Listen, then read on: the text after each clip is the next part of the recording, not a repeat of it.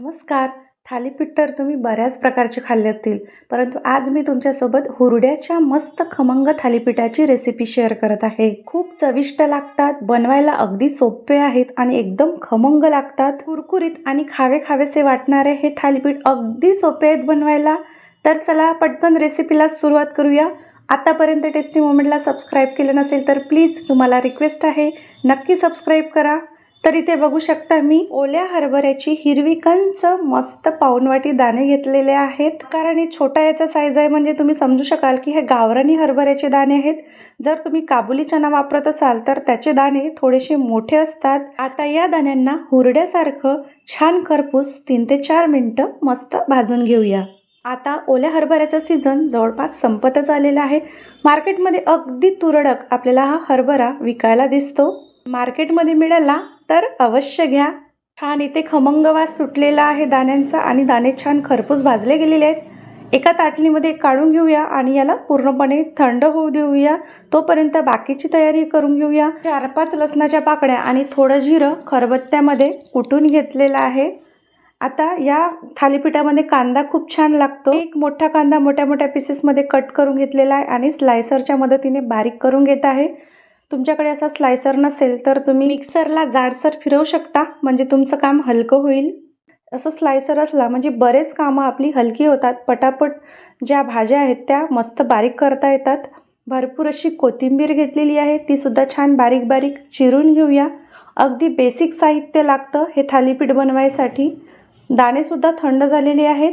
Mixie जारमध्ये दाणे घालूया आणि आता याला असंच पाणी न घालता आपल्याला फिरवून घ्यायचं आहे. अगदीच लगदा करायचा नाही, तर थोडंसं खडबडीतच याला आपल्याला ठेवायचं आहे. आता थालीपीठाला बाइंडिंगसाठी अर्धा कप भरून मी इथं बेसन घेतलेलं आहे. चणा डाळीचं हे बेसन आहे. त्याच प्रमाणामध्ये आपल्याला अर्धा कप तांदळाचं पीठ घालायचं आहे. अगदी थोडंसं म्हणजे छोट्या चमच्याने 2-3 चमचे मी इथे ज्वारीचं पीठ घालत आहे.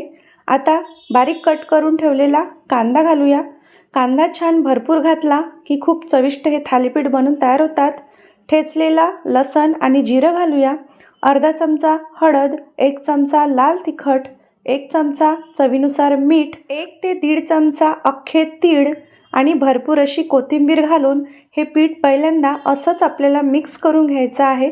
त्याच्यानंतर गरज भासली तसं थोडं पाणी ॲड करून आपल्याला भजे किंवा वड्याचं जसं पीठ असतं तसं पीठ इथे तयार करायचं आहे. बघू शकता या प्रकारे थालीपीठ पसरवताना इझिली ते पसरू शकलं पाहिजे. आता मी थालीपीठ थापण्यासाठी असा कॉटनचा कपडा पाण्याने ओला करून घेतलेला आहे. ओला केल्यानंतर कपड्याला व्यवस्थित पिळून घ्यायचं.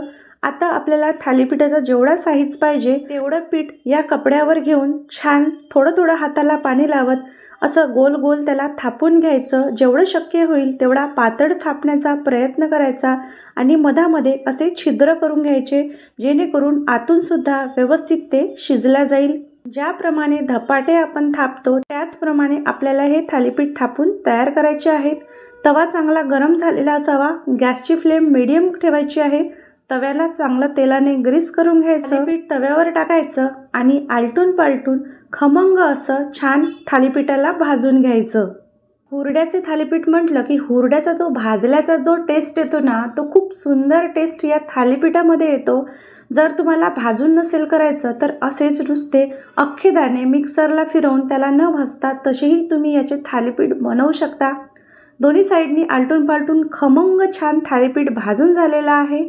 गॅसची फ्लेम अत्यंत हाय ठेवायची नाही भाजताना. मीडियम टू लो फ्लेमवरच हे भाजून घ्यायचे, म्हणजे आतपर्यंत छान खरपूस हे भाजले जातात. हे थालीपीठ गरम खाण्यातच खूप मजा वाटते. याच्यासोबत आंब्याचं लोणचं किंवा शेंगदाण्याची चटणी मिळाली तर क्या बात है. आतापर्यंत खाल्लेल्या सगळ्या थालीपीठांमध्ये मला हे हुरड्याचे थालीपीठ अत्यंत चविष्ट वाटले.